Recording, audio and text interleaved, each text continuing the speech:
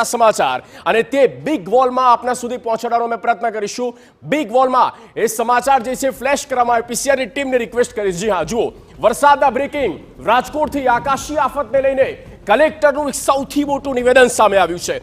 કલેક્ટરે શું કહ્યું તે સાંભળીએ, તે વાંચીએ। રાજકોટ જિલ્લાના લોકોને તેમણે અપીલ કરી છે, પ્રભાવ જોશી, અને તેમણે અપીલ કરી છે કે લોકોને 2 દિવસ સુધી સાચવજો, 2 દિવસ સુધી બિનજરૂરી બહાર નીકળવાનું ટાળજો, બહાર ન જતા, અને ભારે વરસાદ છે, લોકો સાવચેત રહે, તેમની સુરક્ષા પોતે કરતા રહે।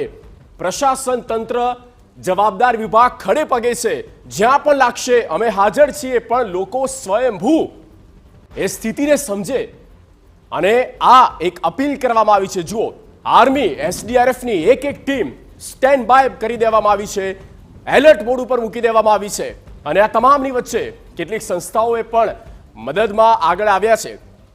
1 લાખ ફૂડ પેકેટ વિતરણ, 1 લાખ ફૂડ પેકેટ વિતરણ તૈયાર કરી દેવામાં આવ્યા છે, અને જરૂરિયાતમંદ લોકો સુધી પહોંચાડવા માટે આ 1 લાખ ફૂડ પેકેટ એમનું પેટ પૂરું પાડશે। ત્યારે આ જે સ્થિતિ ઉદ્ભવી છે તેને લઈને પ્રશાસન કે જે મજબૂતાઈથી આ સ્થિતિમાં બને એટલું ઓછું નુકસાન થાય તેના માટે પ્રયત્નશીલ છે।